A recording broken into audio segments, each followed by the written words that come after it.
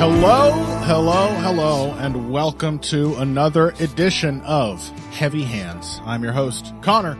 With me, as always, it's Phil. Hello.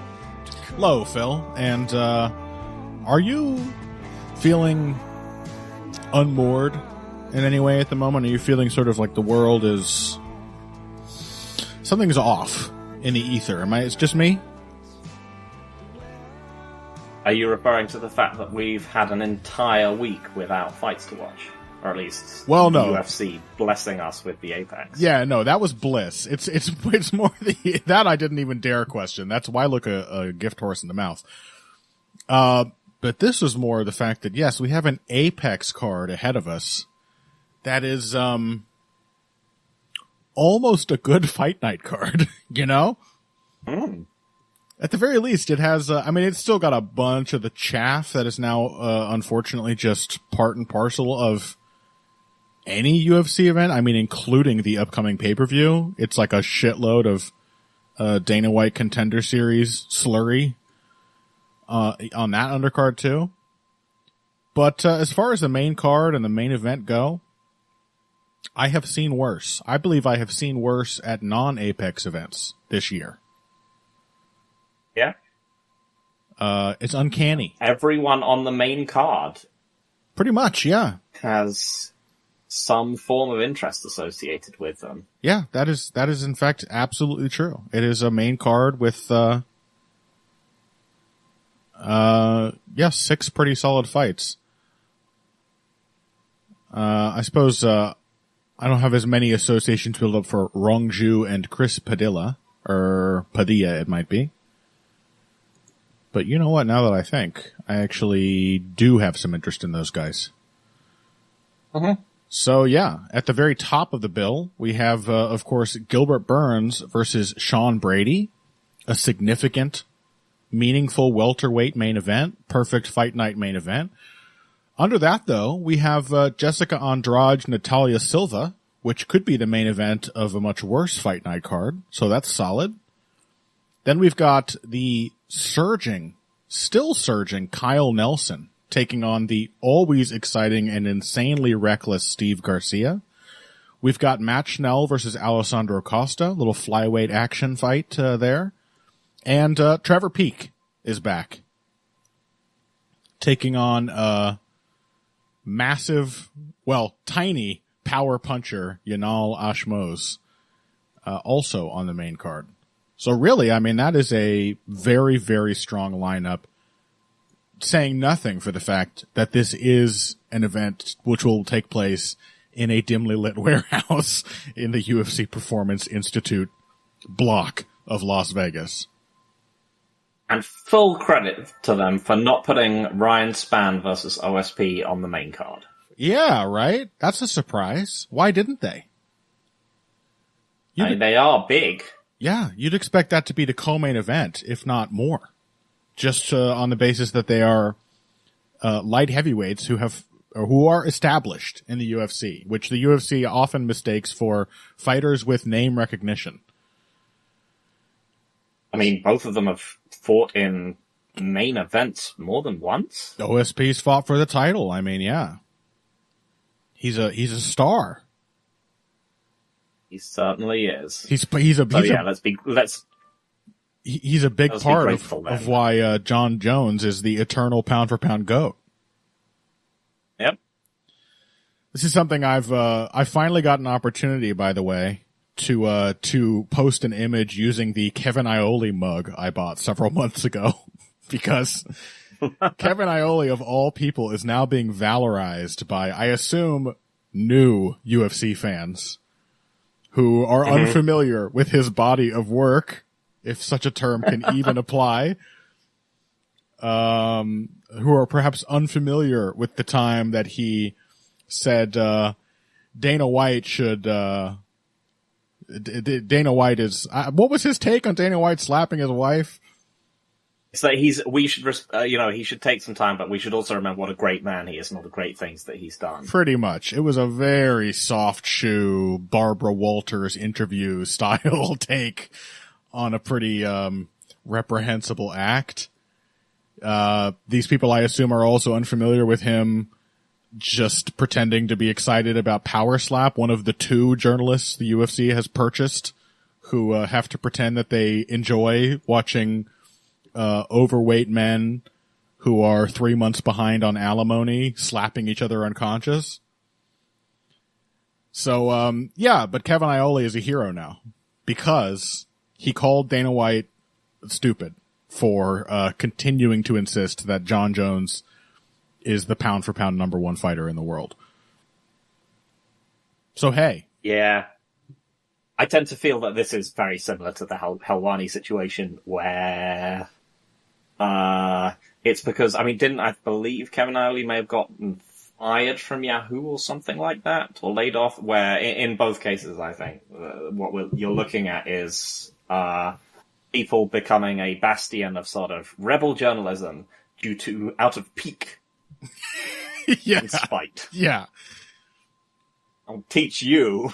Yeah, is that what happened? Yeah. I thought he was, yeah. His Twitter profile merely says KevinIole.com. So that's... Yeah, I think I do remember hearing about him getting laid off from Yahoo. So yeah, I think in both cases they were just like, well, I guess there wasn't enough, like, no matter how voracious I was, the corporate bootlegger, it couldn't actually save me from being trodden on, so now I will be the rat that bites the ankle. Yeah, and of all the things that he could have bitten Dana White's ankles about, he went for the thing annoying fans won't stop arguing about. He didn't bring up like fighter pay or anything like that. He's like, actually, John Jones isn't number 1. Thanks, Kevin. We really needed your voice on that. Yeah.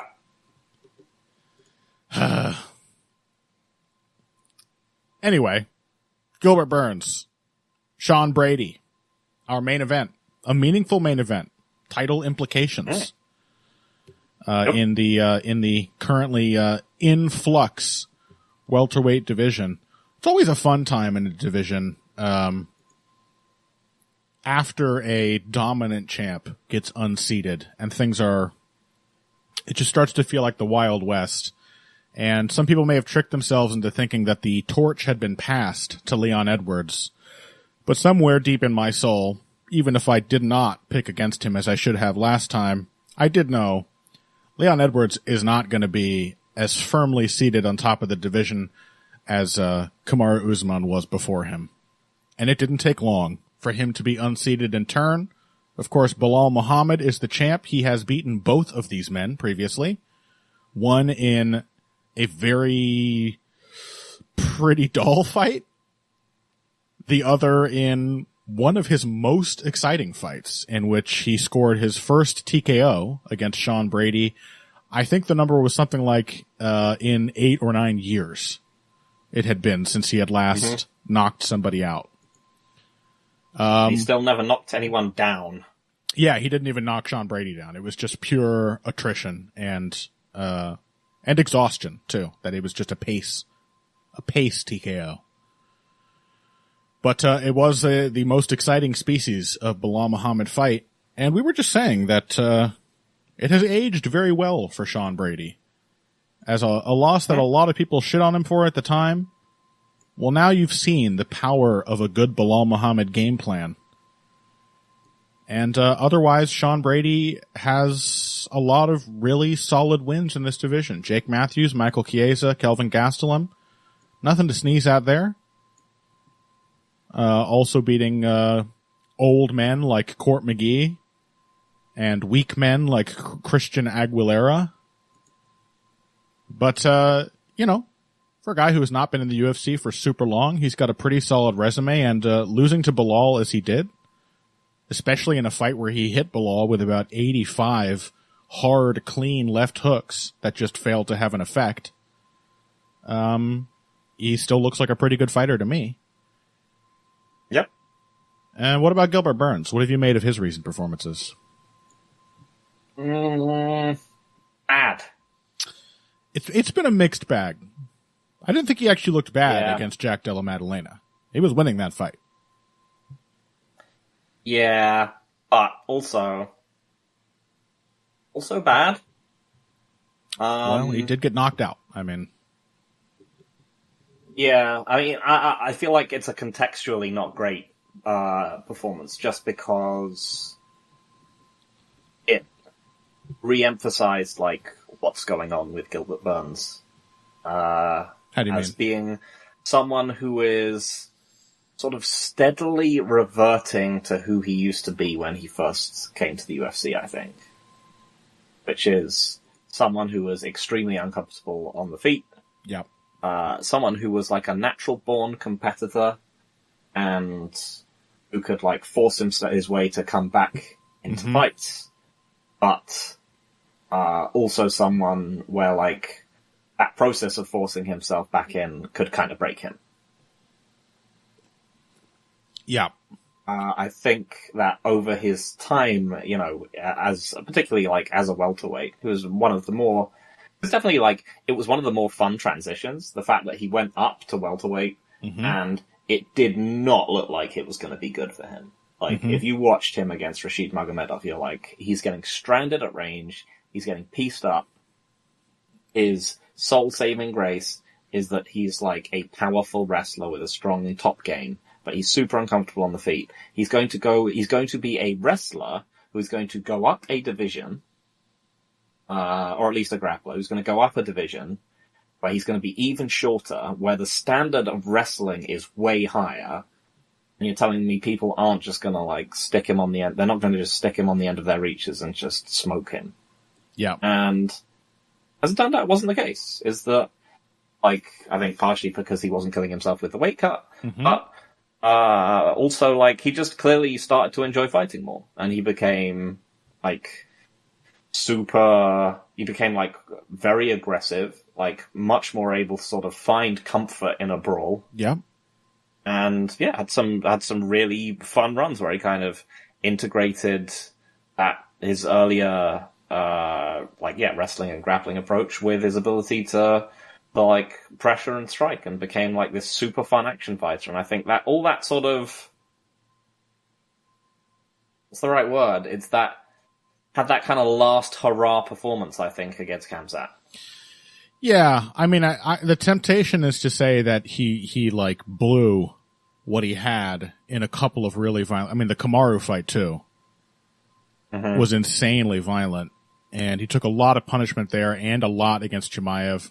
Stood up to it really well, especially in the case of the Chimaev fight. The other thing is, though, like, he is 38 years old. I know he's the sweet little baby boy of Team Evil, the only one about whom he has at least kept his skeletons in the closet. It would be really fun, by the way, to find out that Gilbert Burns is just an evil motherfucker. But as far as I can tell, I don't think that would be fun at all. it would be a surprise. He's, you know, considering... It would be a sad surprise, but in some ways a satisfying one. Yeah, in some ways... Evil can be... evil can be determined by something as simple as, like, what MMA team are you on? Yeah, the company he keeps, you would not expect him to be as innocent as he seems. So it wouldn't be... Yeah. Like you said. It's like the Harry Potter thing, where they've got the hat that says, like, you're in the class with all the heroes in. You're in the class with all the nerds in, and you're the one with all the evil guys. Yeah. What a great story. Yeah. it's not to diverge into shit talking Harry Potter. But there is there is a house at that school that's just all the villains. Why do they have that? They shouldn't have that. Like, no, it's really bad storytelling. Yeah, it would be pretty funny if like J.K. Rowling turned out to be more right about humanity than anyone had any right to expect. There are some places where you go where you're just a twat. But without digressing too much, he became like super courageous, and I think the fact that he's sort of sliding back to what he used to be is 100%, just because it's been a long career full of wars. Yeah. But yeah, what we're seeing is essentially Gilbert Burns losing the ability to pressure and fight fearlessly. And if that happens, he is a short welterweight with bad defense and an increasingly not super great chin. Yeah. I mean, it's never been amazing. It's always been like a mix between like mental toughness for him. Mental toughness, and he has historically been in fantastic shape.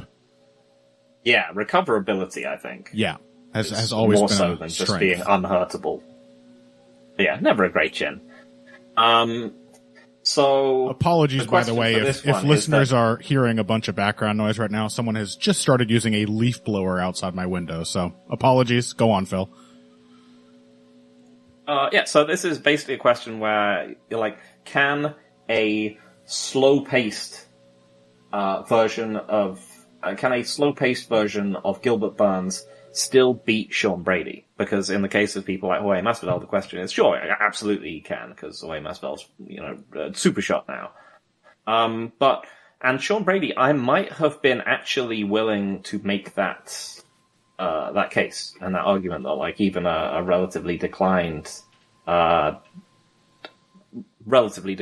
Gilbert Burns is a tough matchup for him. But, increasingly I'm not that sure. As you said, like that loss to Bilal holds up kind of super well. Mm-hmm. He looked super good as well as he could against, again, a super shot Kelvin Gastelum. Uh-huh. And I guess the one thing that I've really not seen return from Gilbert Burns, the one thing he's sort of retained even to this point, is his ability to survive protracted grappling exchanges. Because that was something that, back in his lightweight era, he struggled against, what's it called? Big cubic Brazilian guy. Trinaldo? He's just like a square. No, the other one. Not T-Bow, the third one. It starts with a Brazerish. T. Yeah. Brazerish. Yeah. Against him, or to some extent against Cowboy Oliveira, but... Brazerish was good. Whatever happened to him? He was surprisingly good, that guy. Yeah. I think he just tried doing what Burns did and tried going up to welterweight and realized that he was like a 3 foot tall cube of muscle. Yeah. He's a halfling fighting in a division of men. Yeah. So from the looks of things, I still think Burns is able to scramble. He's always been a better top position grappler than he was a guard player. But his ability to scramble and get back up to his feet in the Chimaev fight was key. Yeah. But I just thought Burns' performance against Gastelum, and again a super shot version of Gastelum, but his ability to float on top, to keep his hips moving, to stop Gastelum from ever being able to scramble out. This does mean that I do think that he's probably going to be able to cap significant amounts of top control on Burns. I think the main question is how do I trust the cardio equation in this fight to play out? Mm-hmm. Because I don't trust Gilbert Burns to be able to just keep going anymore because he's old. But also, do I trust Sean Brady? Because another part of that Muhammad fight is that he just sort of disintegrates when he's not dictating the pace anymore. Yeah, I trust him to be able to deal with significant pushback? Yeah, first of all, I'll say I do expect this, as interesting as it would be to see these two grapple, I expect this will likely be a kickboxing bout. Really? I think there will be a lot of it. I think both men will try. Sean Brady is, in addition to being a strong wrestler and a great top position grappler, very, very strong for his size. He went in there with, well, you know what? to be fair, I was just thinking of his fight with Chiesa, another grappler. He was happy to grapple against Chiesa. So he'll probably try it. I'm not sure it'll work. As you said, Gilbert Burns' scrambling was unbelievably effective against Khamzat Chimaev, an even bigger, stronger welterweight. If he can even be called a welterweight. I think they might nullify each other in that department. So I expect a healthy dose of kickboxing from these two, just because I don't think either one is going to be able to definitively outgrapple the other. Or even likely, get the other down more than maybe a couple times each, resulting in scrambles that probably don't lead to much. You disagree with that? You're expecting to see more protracted grappling? Yeah, I think so. I think Brady's good at shooting, shooting past low kicks. Yeah, very good at catching kicks. I think, one of the things that allowed Bilal to beat him up was that he just boxed with him and kept volume on him. He didn't really give his hips up that much by committing to either a big punch or a low kick. I don't think that's Gilbert Burns. I think he throws himself into things all the time. True. And yeah, I just think that there have been, and yeah, the Gastelum fight, the Chiesa fight. I think Brady is one of those guys who's going to try and wrestle pretty much everyone. And admittedly, he didn't really against Bilal, but I think maybe it's just because, as I said, Bilal didn't give him the opportunities. He did try. He got 5 takedowns stuffed by Bilal. Yeah, according to stats. Enough, then. He is going to try and take. That's what I mean. I think he'll try. I just think that Gilbert, looks like the takedown defense and the scrambling, as far as I can tell, are still there. So, maybe not. Maybe that's an artifact of his age and wear as well, that he's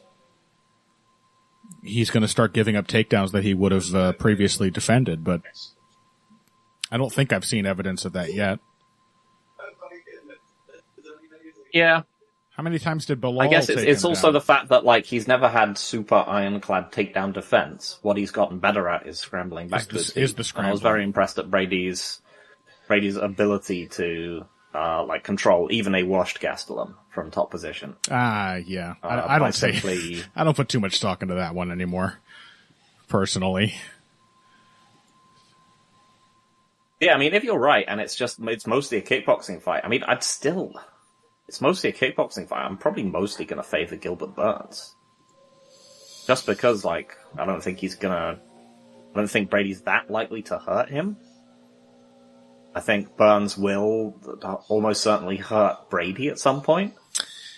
Yeah, if we're talking about fighters with mortal chins, not that Brady gets knocked out a bunch, but he does tend to get dinged really hard and shaken up by people pretty regularly. Including, I think, by Michael Chiesa.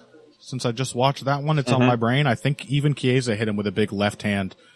I think certainly, considering the trouble he had with Bilal, left hands in general seem to be a pretty effective shot against him. Gilbert does still have a good left hook. I don't know. I'm very curious about the directionality here. I still just don't know how much I trust Gilbert Burns to, I think he'd want to put the pressure on Brady, to be really effective against him, and I'm not sure he will. I'm not sure he can sustain a pace on the feet anymore either. I think that's probably part of what happened in the fight with Della Maddalena, is that he was starting to wear out by the time the third round rolled around. So. Yeah, but on the other hand, does he need to put a pace on Sean Brady? Is Sean Brady boxing has definitely improved. No doubt. It wasn't bad in the Muhammad fight. He hit Muhammad with a shitload of left hooks himself. and a lot of jabs. But are you trusting? Would you trust him to out kickbox Gilbert Burns for 5 rounds? Is it the Gilbert Burns who showed up? Without Burns just like figuring him out and blocking him at some point. Is it the Gilbert Burns who showed up against Bilal Muhammad? Because then yes. It might well be. That's a big part of it for me. Like, he looked resurgent against Della Maddalena, still got knocked out, but a much better performance. But how consistent are those going to be as a 38-year-old with a ton of wear on the tires? I don't know. I might just make a youth pick here. Yeah, I mean, I think I was going to make the youth pick anyway, but I think I'm making the youth pick because I'm going to make a bet that, like, being out wrestled was what used to happen to Gilbert Burns to at least some extent. Yeah. And it's going to happen again. And that it won't be like the fun war that he needs it to be to, like, get back into the fight. It will just be sort of depressing. Yeah. A depressing sort of control situation. Given that we know, which will tire him out, and in this, as in the Muhammad fight, he will be like, he'll just never be able to find another gear to go to. But that fight was horrible. Yeah. Yeah, if he's really being threatened by takedowns, I mean, that may have been a big part of what made him so reticent against Muhammad. That Bilal was the only guy testing his takedown defense. Gilbert didn't get off any takedown attempts of his own, if I recall correctly. Mm-hmm. And we know Sean Brady will, against everyone. He will go for takedowns. And who knows? Maybe I'm wrong. Maybe that will be effective. Maybe he'll actually bank some top time. Yeah. I mean, if he can't, I still think I would pick Gilbert Burns to beat him, just in a straight kickboxing match. Yeah. Just because at some point he'll just find his way into the fight and just ding him. And he's not, I don't know that Sean Brady is a Bilal Muhammad who's going to, really ensure that he comes back into a fight that he might be struggling in. Yeah, no. The only evidence we've seen of Sean Brady in a two-way kind of fight, which was that Bilal fight, he lost. Every other time that he's won, he's pretty much been in charge the entire time. So yeah. Yeah. And I know that both Bilal and Burns can really make comebacks. It's true. All right, well. But yeah, I'm still picking Brady. Sean Brady it is. We shall see. If he wins, I suspect it will feel like it has something to do with Gilbert's age. One way or the other. I mean, that is 100% just the welterweight and now increasingly the lightweight division. That's absolutely true. Yep. All right. Is that, like, all the stuff where people are like, look at all the old people this guy fought. This person was near the end of their prime. That's simply what the top, 10 of these divisions just looks like now. That's how you get a ranking. You wrest it from the decaying hands of some guy who's been sitting on it for 3 years and was already 33 when he got ranked. Yeah. Yep. That is how it goes. All right, well, we'll see. One way or the other, a very interesting matchup with serious implications for the division, a super solid main event for this card. And on that note, let's take a break. When we come back, a super solid co-main event, Jessica Andrade versus Natalia Silva after this. Hey everybody, thanks for listening to this week's Heavy Hands. If you like what you hear, please consider pledging to support the podcast on Patreon. Patreon is basically continuous crowdfunding. You sign up to contribute a certain amount per month to help us with production costs and the like, and in return you get rewards ranging from a mention on the Heavy Hands website to a question or topic of your choice being discussed on the show. We have a lot more in the works to reward you for your help, and we appreciate every contribution. No amount is too small.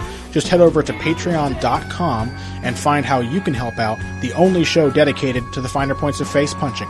Now let's get back to it. All right, Jessica Andrade, Natalia Silva. That is the co-main event of this shockingly solid Apex lineup.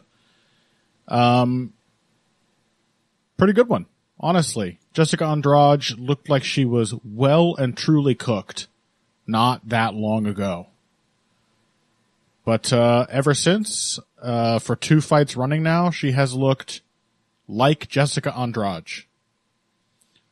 Which is not to say great, which is not to say she isn't still doing the same awful technique that she's pretty much been doing her entire career.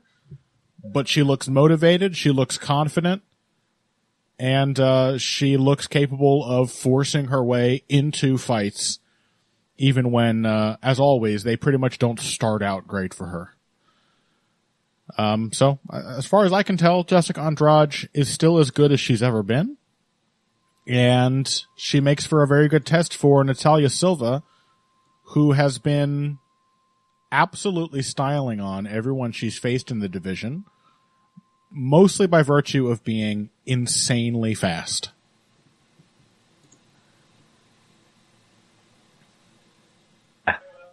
Okay, but is Jessica Andrade as good as she's ever been?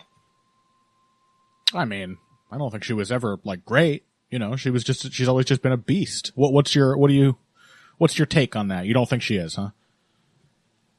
Well, I mean, not to,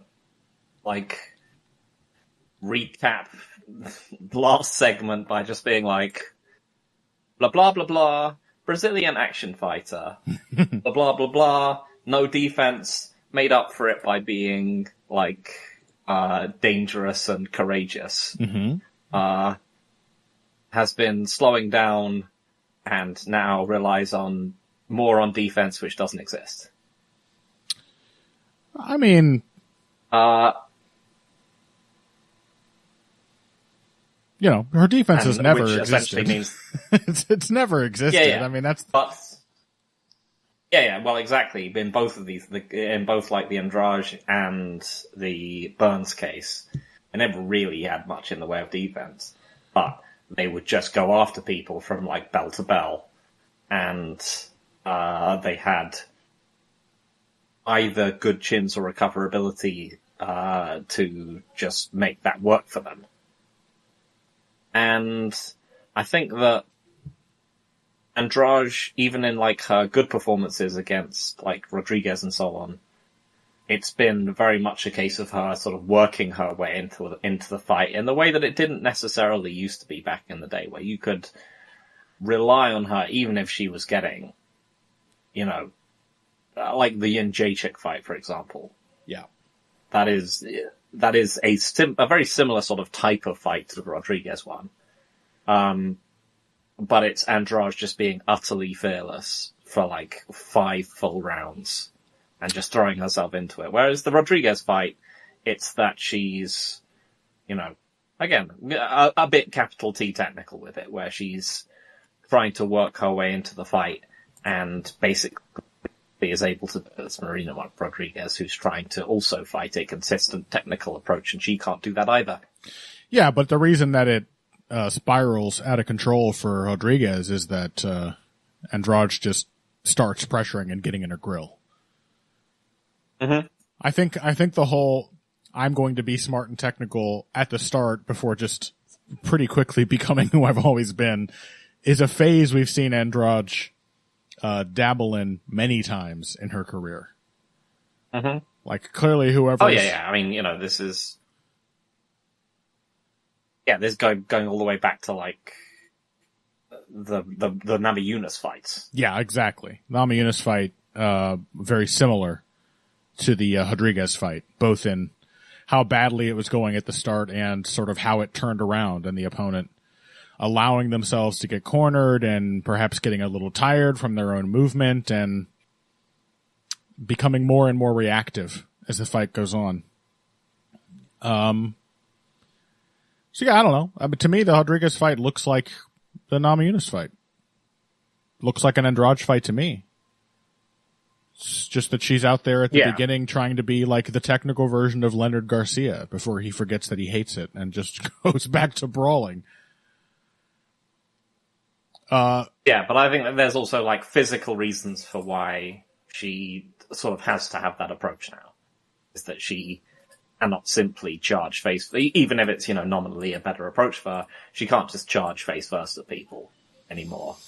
Because, we saw her get finished three times in a row before, the Dern comeback. Yeah.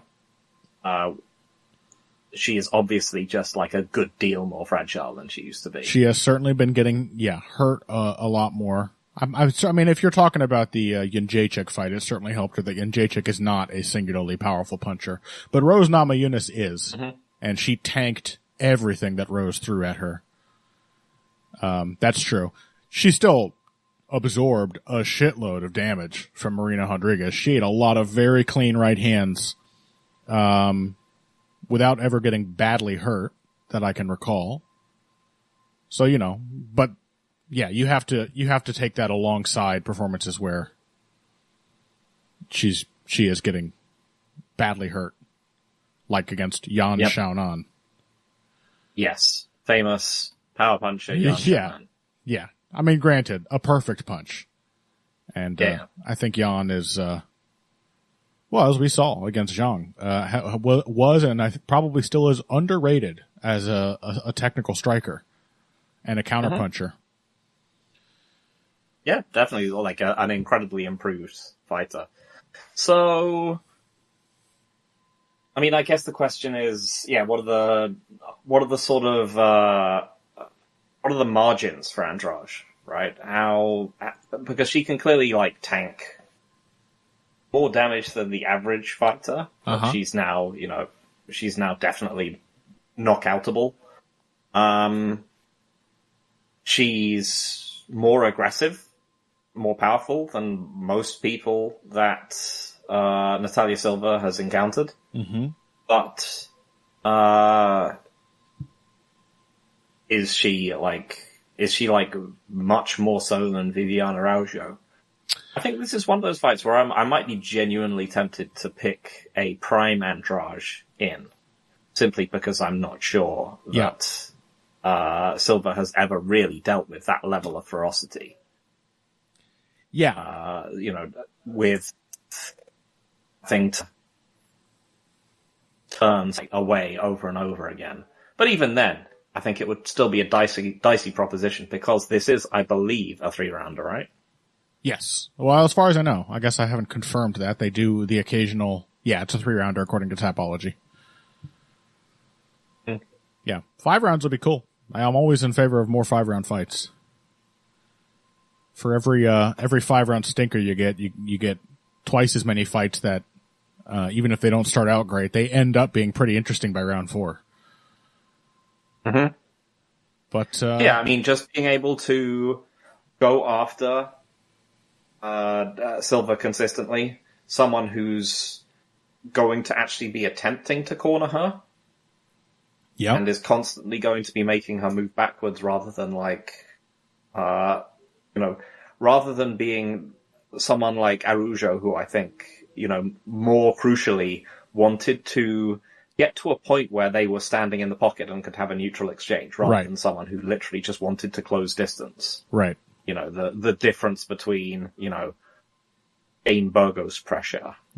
Versus, most of the people who made their pressure work against Edson Barboza. And it's gotta be said that early on in that fight, when Araújo did just fully press her way into a clinch, she was able to overpower Natalia Silva in a couple wrestling exchanges. It also has to be said, this is, a bit of one, bit of the other. The only people Natalia Silva has actually knocked out are bad fighters. Teresa Bleda and Victoria Leonardo, who we just watched get knocked out in the first minute of the fight with Wong Kong, although the UFC was saying it Wong Tong. I don't know. My pronunciation of Chinese is too ill-founded to correct them on that. I'm not sure if that was right or not. At one point, I believe Michael Bisping was saying Chong as well, so I'm not sure they were really sure how that name is said. But yeah, I'm going to be honest. Don't trust British people with this kind of stuff. aggressively bad at it. What do you guys call even worse than Americans? What do you guys call the game of telephone over there again? You call it Chinese whispers, you racist motherfuckers. I was trying to actually think of a more racist name I could call it, but thank God I stepped in before you got the chance. So yeah, Natalia Silva, very, very fast. Obviously that lends itself to accuracy, and together those lend themselves to power. She can hit with an impact. She did hurt Viviane Araujo in a completely goofy exchange where she was just swinging like Renato Moicano style, just like looping hooks to try to scare Araujo out of the pocket. This was happening, by the way, with her back to the fence. But she did drop Viviane. She has not knocked anyone out, though, except really, truly bad fighters who are notably not durable.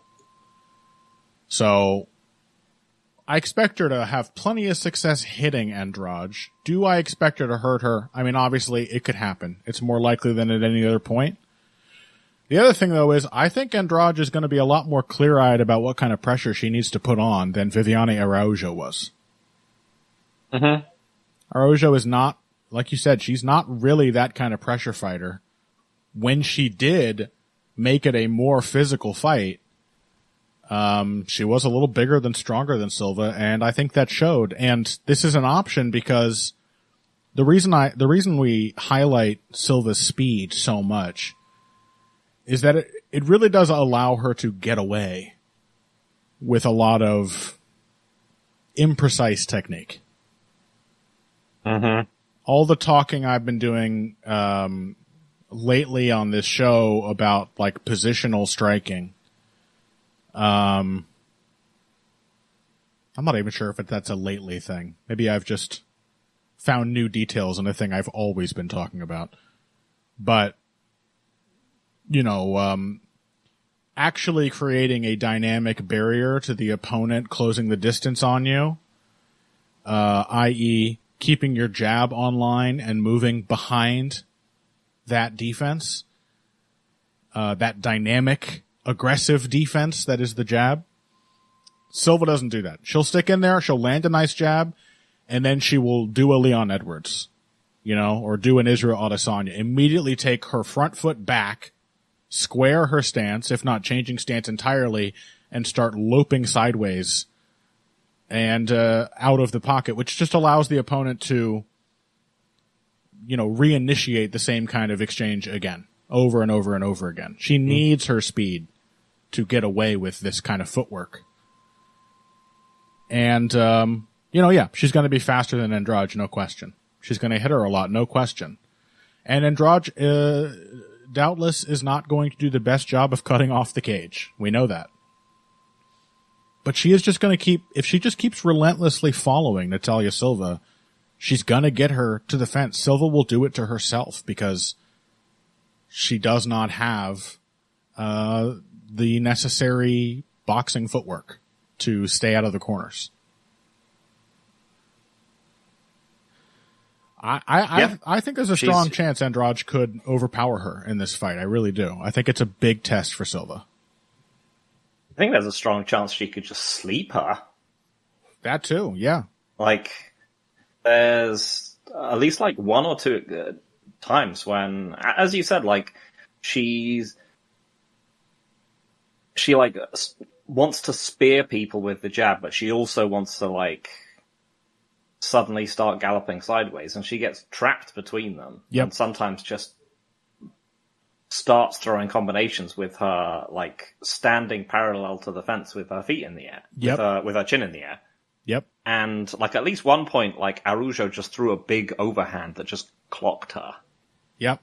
And yeah, Andrade can totally do that. If you give her the opportunity, Andrade will buzzsaw people by the fence. Mm-hmm. She might not be very good at getting people there, but once they're there, she knows what to do.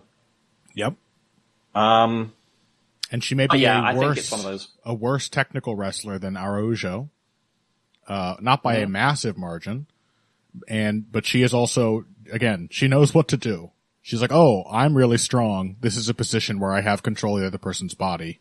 And she'll just try to horse Silva off her feet. Yep. You know, Araujo got a lot of double underhooks in that fight. She got a lot of shots. She picked up a lot of single leg opportunities. Like, the openings were there for her. Even if she didn't seem as interested as she should have been in actually chasing that kind of fight. So, I'm kind of inclined to pick Andrade. On the other hand,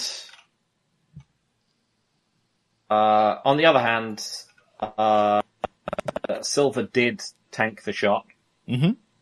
I don't think Silva has ever, until her very first fight, which I think happens to lots of people because they just panic. She's never been knocked out. I think she probably has a very good chin. I think 3 rounds makes it difficult for me to trust an Andrade that I know is going to start slowly, and I am almost certain is going to drop at least the first round. Yeah, for sure. I think what is likely is that we get something like Namajunas Andrade 2, where Andrade starts coming back into it in the 3rd round, but it's maybe a bit too late. Mm-hmm. I think it's also possible that it's on the balance of probabilities. There is a world in which Andrade just simply gets controlled and just gets jabbed up the entire time. And I think the other world, which is where like Andrade gets herself into the fight, you know, consistently enough by round 2 to win 2 rounds, or that she knocks her out. They're both like possible ones, but I can't add them up to bigger than the possibility that, you know, the possibilities of either a control win from Silva or one where she just like flops 1 round. Yeah. It's a tough kind of fight to pick because a lot of the, like logical avenues you can go down really rely on like the inconsistencies of the 2 fighters. You know, knowing that Andrade can have a really off night, has had plenty of them in recent memory. I will say that, her last 2 performances in which she's looked much better are post, her whatever like abusive management relationship she was in. That is a very good point. Yeah. She really seemed, I mean, I think that there was something going on with her in that losing streak, aside from just getting beaten by better fighters. She was not motivated or confident. Mm-hmm. She looked, depressed, honestly. She looked like flat and uninterested in, and an uninterested Jessica Andrade is never going to be good because she has to be willing to soak up damage to get her fight, always. Even against much worse fighters. Yeah, I don't know. I could see literally every one of the scenarios you just laid out. I can see Andrade just not really being able to cut off the cage well enough to get anything going until round 3, at which point it will quite possibly be too late. I can see Andrade putting a ton of pressure on and Natalia Silva cornering herself as she is wont to do, and finding out that Andrade is a lot more interested in using those opportunities violently than previous opponents have been. And I can see either woman getting badly hurt. You know, Silva's got crazy speed and she's got accurate hands. She can be very surprising in messy exchanges like that one against Araujo, where her positioning's not good and she's in massive danger herself, but she is just blitzing out like 5 hooks in the time her opponent is putting together 2 punches and one of them catches him by surprise. But also being so positionally vulnerable, I can see her getting absolutely clobbered. Yeah. As I said, I think for me it's just the fact that I have to have really good reasons to pick people if I'm very sure that they're going to lose round 1. Yeah, that's always a fair point. Especially in a 3-rounder. I think, at the very least, Silva has shown that she is not one to get put off by a fight that doesn't start great. She's not one to get put off by pressure. I think she's very focused. I'll also say she's one of these fighters that tends to improve technically as the fight goes on. I think she needs to get a little tired and get the nerves shaken out of her a bit.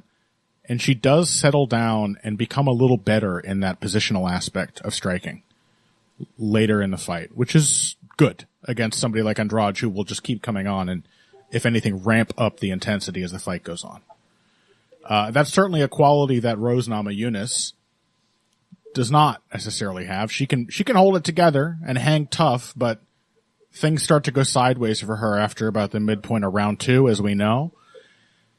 Albeit a much more consistent positional boxer than Silva, and I think a more powerful puncher with longer reach.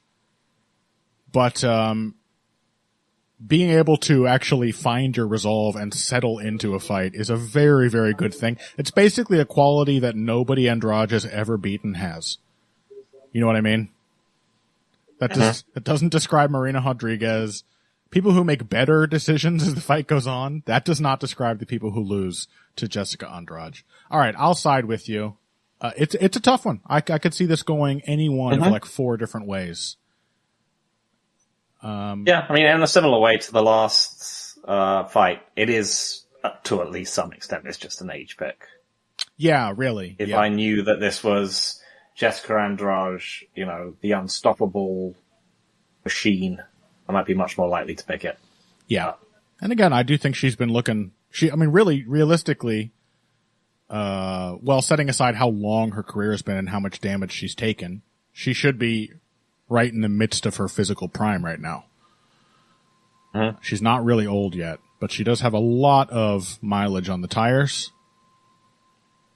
I think I would personally, I would love for that, you know, for it to, those like poor performances to have been an artifact of her, you know, struggling with the dickhead that she's now free of. That would be an amazing story. I suspect that was a big part of it. I mean, we don't talk about X Factor type shit like that on this show a lot, but really, like, it often plays a much more significant role than the technical shit we like to wax poetic about.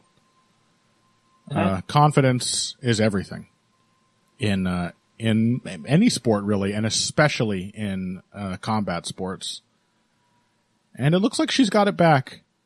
I think partly my pick is also motivated by the fact that I want to see Natalia Silva become a contender. I think she's some much needed fresh blood in this division. And I would really like to see her fighting for the title, so. But yeah, I think it's winnable for Jessica Andrade. I really think it is. Natalia Silva is not quite as good as she is just blazingly fast. And there are a lot of opportunities for just a determined, hard-nosed, consistent fighter to expose that. Let's take a break then. When we come back, we might wrap up just a couple of these in quick fashion. Kyle Nelson, Steve Garcia, Match Now, Alessandro Costa, Trevor Peek, Yanal Ashmouz. One of those, 3 of those, 2 of them. Any combination of those numbers could happen after we return. Financial support is fantastic, but there are other, even easier ways to support Heavy Hands.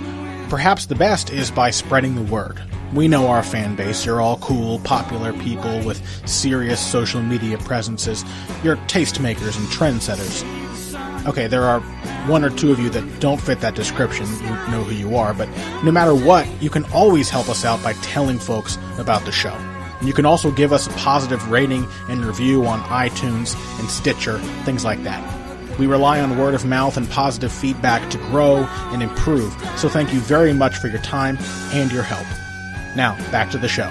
All right, Match Snell versus Alessandro Costa has been scrapped, Phil has just informed me. So that one's off the docket, but that's fine. We got 2 other fights to talk about. Yanal Ashmouz versus Trevor Peek.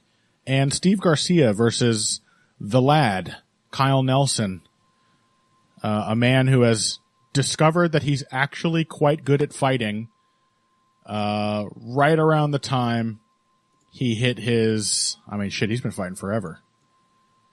He discovered he's actually very good about 10 years into his career and has just been beating good opponents for the last year and a half or so. I kind of want to talk about these as a pair, these two fights, Kyle Nelson, Steve Garcia, and Trevor Peek, Yanal Ashmouz, because particularly Steve Garcia and Trevor Peek is sort of a which way Western man kind of dichotomy. As we were just talking about Steve Garcia off mic, I said there's a little bit of Dricus in him. I guess Steve Garcia is that evidence Dominic Cruz was expecting to see. The people are going to start fighting like Dricus. This is going to work for people. Yeah, maybe. This is going to work for other people. And at least in this case, you know, I think you have to have a special disposition to be comfortable doing that. But Steve Garcia is himself, like Dricus, a demonstration of just how far belief and determination can take you in a fist fight. Because this man... Yeah, go on. I mean, I was going to say, this is why the Nelson fight is such a fascinating matchup, right? Because what is better? Is it better to be good? Mm-hmm. Or is it better to believe in your heart of hearts that you are good? Despite all the evidence. Yeah, despite all the evidence that you're terrible, is it better to just, like, have incredible amounts of confidence to the extent that you're just, you know, able to make adaptations in the worst possible way during fights? Or is it better to be actually skilled? And then obviously as nerds, we tend to, like, favor the skilled fighters.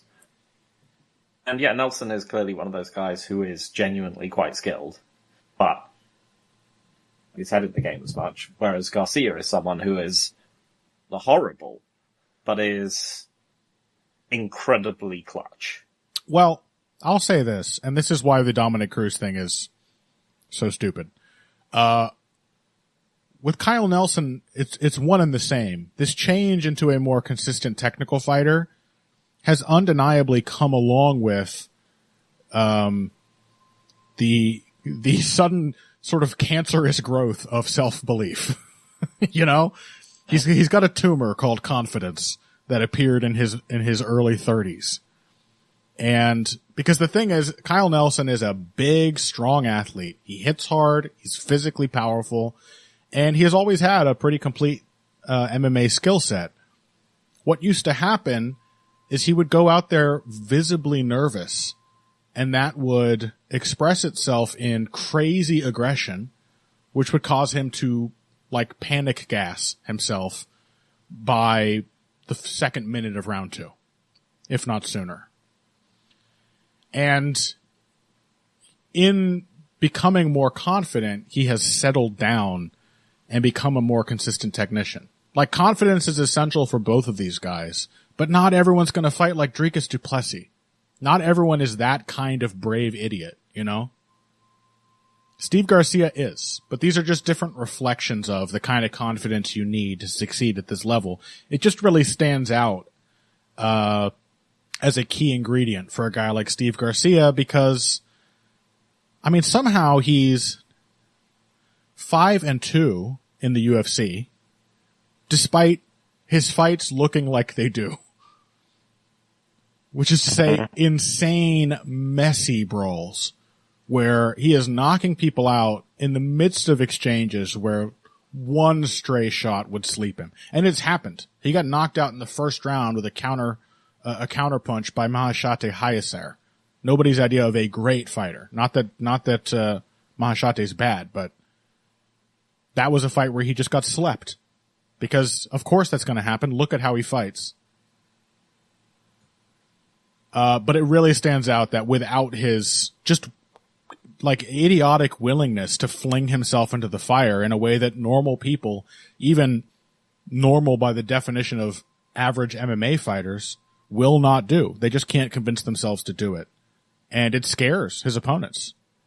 And it, They flinch and they close their fucking eyes, and then he hits them on the chin and wins. But these are both of these guys are examples of the importance of confidence and self-determination in a fight. I'm inclined to go with Kyle Nelson here. I know you are. Yeah. Well, I think that Kyle Nelson's evolution is specifically the fact that he does not get overwhelmed like he used to. I don't think he's going to panic. I think he's going to, when Steve Garcia comes in going absolutely nuts, he's going to clinch, or he's going to put the guard up and pivot out. And I think he's also going to be finding counterpunching opportunities as this fight goes on. We know he's got power. We just watched him knock out Bill Algeo. And in between these crazy exchanges, he's just going to be the much more consistent Andrade fighter with the low kicks and that excellent long, stiff jab that he has.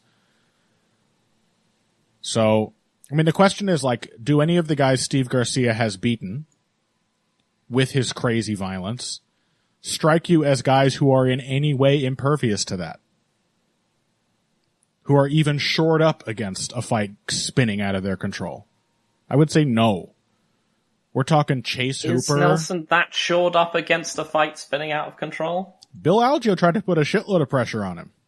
Got knocked out for it. Ran into counterpunches. Yeah. He also went to a draw at the very beginning. That's doing well in round 1 against Bill Algeo. Yes. Yeah, Bill Algeo. Yeah. That's what happens to him. He gets beaten up in round 1. And just in this case, he got finished. Yeah, he did at the very beginning of this turn. Nelson had to hold it together and only scraped out a draw against Do Ho Choi. Some evidence to your point, perhaps, but I don't know, man. Not everybody. Like even Algeo was taking turns in a way that like Garcia perhaps will not.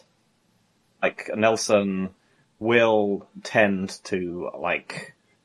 This is why he's had some sort of weird upset losses himself. Is that like I think his tendency to just like wait out periods of offense by just putting the earmuffs up and waiting for the other guy to be done. Mm-hmm. Is, if someone just puts pure aggression on him and just doesn't let him back out of the pocket and just swings the whole time, like, does he counter from there, or does he just keep defending? Can he be someone who can just be locked up behind that defensive shell, like, a much less potent Justin Gaethje could be for periods of time? I think that'll happen to some extent. I think Nelson will also actually move his feet correctly to reposition, which should be quite easy to do against Steve Garcia, whose feet are out of order the moment he starts punching. The other thing, though, is that that's where he finds the clinch. He's a big, strong fighter. Steve Garcia, one of his losses in the UFC, Luis Pena. Mm-hmm. Not really a good fighter. Just big and strong, and he was able to just backpack Steve Garcia for entire rounds. Garcia's wrestling is not great. I mean, I see your point, but who are the guys Steve Garcia's bootleg Dricus game actually working against? The best of those wins. I mean, but again, this was an argument that we could have for, like, Dricus, right? Before he started fighting good people.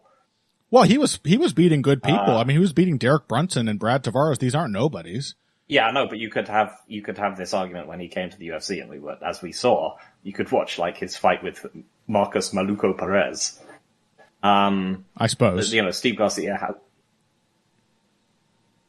like it's just a fight between like it does look like a fight between a guy who has often underperformed his technical ceiling with a guy who is constantly outperforming his technical ceiling. Yeah, and it's resulting in wins over greats like Chase Hooper and Dude's doing all right at the moment. Pure glass cannon Charlie Ontiveros, and 1-3 in his preceding 4 fights, Sung Woo Choi, who's just getting knocked out by everybody now. The only win in there... He won his last fight and he looked quite good. Huh? He won his fight and he looked quite good. And didn't he also draw with Kyle Nelson? Sung Woo Choi? No, that's Do Ha Choi. Korean Superboy. Oh, sorry. Yeah. Yeah, I'm getting them mixed up. Yeah, I mean, the only win in there I think that really looks pretty solid is Malkizael Costa, who is a very formless fighter, but pretty consistent for that. And he got ground and pounded by Steve Garcia. I just don't know. I think Kyle Nelson is going to be able to tie Garcia up when he tries to go nuts, or just stick him with the jab and pivot. And none of these people know how to do that. None of these people have any idea how to reposition themselves on the feet behind a jab. And that is what has been winning Kyle Nelson his fights. Yeah, I see your point. Go ahead and pick Steve Garcia. I would definitely I'm going to. I would definitely like to pick Kyle Nelson, but I think that's going to be the technical revolution that Dricus has brought for me. Yeah. Is that I'm no longer going to believe my lying eyes when I see people. And I'm like, oh man, this guy's way better than this other guy. Yeah. I'm just going to look at this, like, slop merchant fighting, and I'm going to be like, does this person always believe he can win? I'm going to look at someone who's actually, like, genuinely good, and I'm going to be like, do they always believe they could win? And I'm just going to give it to the first guy. So yeah, I'm going to pick Steve Garcia. He's terrible. It should be his nickname, by the way. He should be the slop monger. Steve, the slop monger Garcia, the slop merchant Garcia. No kidding. Yeah, I'll take Nelson. I mean, I think I appreciate what you're saying. He should win. He definitely should win. And I appreciate what you're saying. Like, I am constantly wrong about fighters when I overvalue the importance of technique. I mean, it is not everything. And confidence is required even for the very technical fighters to win. It is much more of an essential ingredient than good technique is. But I do think Kyle Nelson has found his confidence. I think he's looked pretty rock solid for 3 fights running now. And I think not everybody's Dricus du Plessis. I think getting slept in the first round by a guy within the last couple years is evidence that Steve Garcia is not really is not going to overwhelm everybody. And I also think losses like the one to Luis Pena or losing to Joe Warren back in the day, I believe, or Ricky Tercios beat Steve Garcia. We're going back to 2016 here, but he hasn't technically improved since then. Maybe he's just gained in self-belief, you know? Quit being good, go be great. I believe that was the Dricus quote that I supplied in the Deprestas. Yeah, the perfect Dricus quote. So, maybe the slop monger will get it done. But I think Nelson is the right combination of physically potent and smart to in a way that pretty much all of these guys that Garcia has beaten are not. To actually... I said, I would much rather Kyle Nelson won this. Yeah. Well, let's compare that then in our minds with our next fight, our next and last fight, Trevor Peek versus Yanal Ashmouz. Trevor Peek does not believe. Well, he believes in Jesus Christ. That we know. But in himself, he has strayed from the path of determined caveman and tried to be a better fighter and revealed in the process that he has no fucking idea what that means. He does in the way that every MMA fighter knows what it means. Yeah, he is really... It means do less. Yeah. The prime example in MMA at the moment of capital T technicality because, yeah, he has simply started doing less, and it has made all of the massive holes in his technical game that much easier to exploit. And it turns out that he doesn't know how to win a fight strategically to begin with. The only strategy he has access to in his brain of brains, is overwhelm. That's the only strategy he knows how to actually maintain. And should be fortunate for him that that's a pretty one-size-fits-all strategy, you know? You don't have to change much. If you're just going to go in there and try to overwhelm people, that's going to work at least half the time, provided you're powerful enough, strong enough, fast enough, and he's all those things. But he has strayed from the path. And I think the results speak for themselves. He's looked like shit. Like he barely scraped by Muhammad Yahya, who is like, looks like he's being controlled by somebody who is just learning the buttons for the first time. Yeah. And otherwise, yeah. Yeah, as you said, he's one of those guys where, like, because maybe he is trying to learn how to be a good MMA fighter, but that's the problem, is that there are opportunity costs for doing that. Yes. Which is that you are training yourself out of all the instincts that you've been reinforcing year after year. And yeah, if Trevor Peek is going to be fighting and he's not going to be like just trying to beat the other guy up with repeated standing hammer fists, I mean, A, he's going to be uncomfortable and weird while he's doing it. And B, where is the entertainment value? Mm-hmm. I want standing hammer fists. Yes.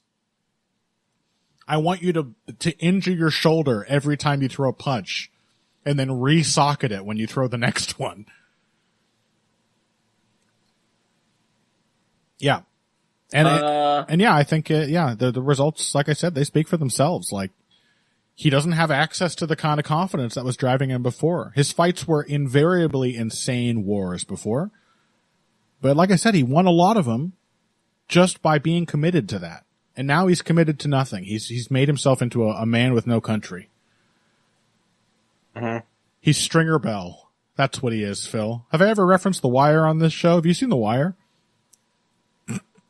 Oh, tell me, is it a good show? It's so good. You should watch it. But yeah, I mean, I thought that against Charlie Campbell, it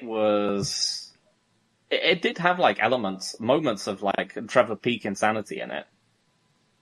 Like there's a moment it's like a minute 5 before the end of round 2 where he gets to beat Charlie Campbell up against the fence for a little bit, and Campbell's like staggering away, and Trevor Peek just like raises one hand like into prime hammer fist position, and then you can just see him say to himself, "No, I'm not that guy anymore." Puts his hand back down again. Yeah. And it made me sad. Yep. Yeah, the moments of Trevor Peek madness, those were all the moments he was winning that fight. Mm-hmm. Or at the very least competing. If he'd thrown that hammer fist, knockout right there. Damn straight. Yeah. It works for like former title challenger Cyril Garn. Yeah. How you finish people off. You just start Donkey Konging them on the top of their head. Hey, Drekus does it now and then too. It's a viable technique. Championship level technique. Unfortunately, it's one that But yeah, he's fighting against a short one and done puncher. Yep. It's a perfect fight to test if Trevor Peek still has it, really. Because if he does, he should be able to make Yunal Ashmouz really uncomfortable. And if he doesn't, he's liable to get hit with some devastating shots at range. It's like Ashmouz is a really singular threat. It's the kind of thing that if you are technical, you should be able to get a read on him within the first round. But Trevor Peek is not actually technical.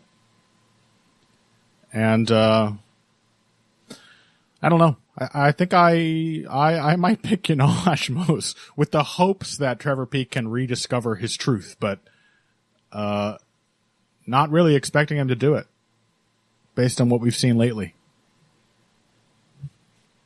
Yeah. It's such a shame that like Garcia isn't the fight before Peak, because if it was before Peak, maybe Peak would see him and be inspired. It would inspire him, yeah. He would be like, what have I been doing? Yeah. I'm a fool. Trying to be good. Maybe he's seen Drekus and he's inspired. That would be great. If Drekus could create like a groundswell of dog shit technicians in this sport, I would. Like Dominic Cruz said. I hope Dominic Cruz is right. I want to see people trying to do what Drekus does. I want people to find out how special he actually is as a fighter to make this shit work, at a high level as he does. But, yeah. I mean, yeah, my pick is entirely Maybe based just on. ends up being dominant. Yeah. Maybe all those guys just end up winning all the time. Yeah, maybe technique was a lie all along.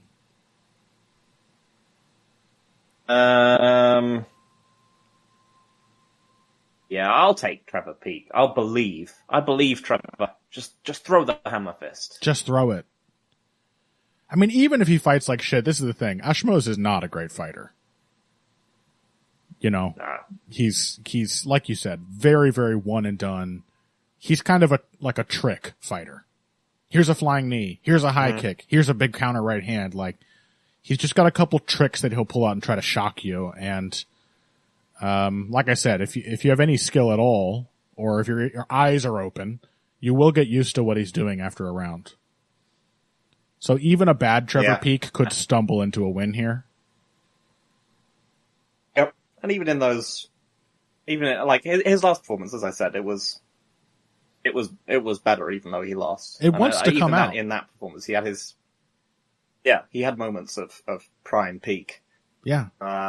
Peak. Even then, he had moments exactly when he just charged across the cage like pumping punches, and that will 100% work on you. Yeah. It wants to come out. He just has to stop. Gonna do? Counter him? Impossible. Only somebody with any idea of how to box could do that. Yeah. I just think Peak he's gone down the path of evil. I think he's betrayed himself. And, I think that deserves to be punished. Frankly. I'm going to believe in his redemption. Okay. Calling it Hammer Fist TKO. All right. Standing hammer fist. Standing hammer fist. Imagine a one-shot standing hammer fist knockout. You just hit someone on the top of the head and they just fall down on their face. Amazing. I'm visualizing it right now. Sort of like a knockout you might see in a Tom and Jerry cartoon. Big bulldog. Exactly what I was thinking. Yes. Big bulldog hits Tom on top of the head. And accompanied by a loud dinging sound effect. Yeah. He hits Yanal Ashmouz, and then they're standing there for the official decision, and Yanal Ashmouz has been compressed to only a foot tall. Like an accordion. Either that or he stands completely stock still after he's hit and just starts like vibrating around the like a tuning fork. The ring to the sound of the tuning fork ring. That would be great. Can't you see how much fun we're having imagining this, Trevor? Please give us what we desire. It's all we ask. Please. Just be bad. Return. Be bad in the right way. All we want. All right. Well, that'll do it. A pretty solid lineup, gotta say. And, Trevor Peak is just that little, like, a fighter like that, or Steve Garcia. These are like the little sweets that you need in any, multiple course meal, right? It just adds to the spice of the whole spread. So, I gotta say, if Apex cards are like this, I will still miss the energy of a live crowd. Which I think has a very real impact, by the way, on how exciting the fights are. Like, fighters hear the crowd and fight better. Oh, yeah. That's the thing. It's good to have some hype to fuel you, but I'll miss the crowd, but I still think this is likely to be, even if it turns out to be a stinker, an Apex card with fights that actually matter. So, I'll take that over the alternative any day. And that will do it for this week's episode of Heavy Hands. I will note now, all things going according to plan, we are going to have famous YouTube comment section hero, known on YouTube as John McCain. And I'll reveal his true name when he comes on the show, either next week, we hope, or the week after. He wants to come and talk about some fights with us, and we'll see if we let that happen, you know? Mr. McCain, if you're listening, your life is in our hands. I just want to make that very clear, you know? I'm just disappointed when he's not the real John. Oh, I guess he couldn't be, could he? No, he would not be a great guest nowadays, unfortunately. So yeah, that'll be happening. People have been asking. People have not forgotten ever since I ill-advisedly promised a random man in the YouTube comments that if he commented on 100 episodes straight, he would get to be on the show. People have been asking about it ever since he reached that 100 episode mark, which has got to be said was quite a while ago now. So it's long overdue. We're going to make that happen. And I will convince myself that I'm looking forward to it. Next week, we'll be back to talk about, what is this one? UFC 306? Is that what we're up to? Yep. A card which entirely hinges on its main event and co-main event. And is taking place at the Sphere in Las Vegas. And Dana White has been like preemptively bitching and moaning about how expensive it's been.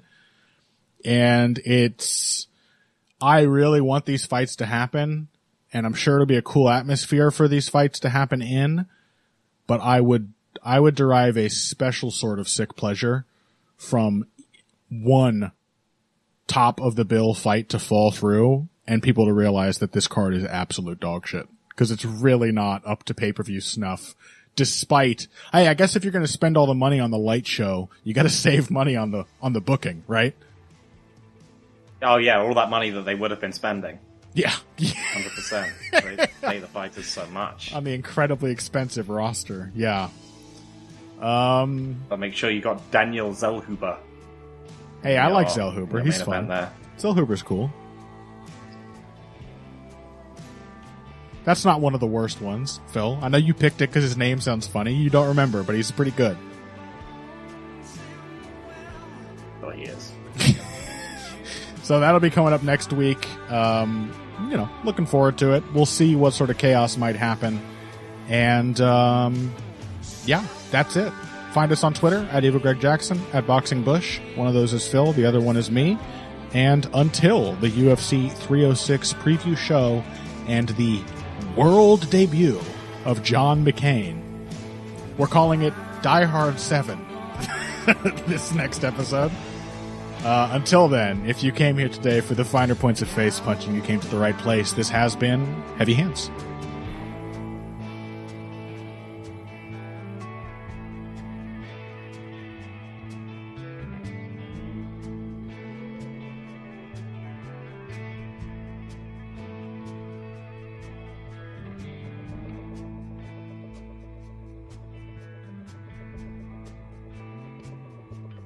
All right. Yeah, it seems like a good plan that they decided to hinge next week's card on Sean O'Malley and Brian Ortega making it to the fight. Uh-huh. Well, neither of those guys has ever gotten injured. Oh. Not at all. Man, if we get Grasso Shevchenko 3 as the main event. At least it'll be Mexican themed. Sure. Much to Valentina's chagrin.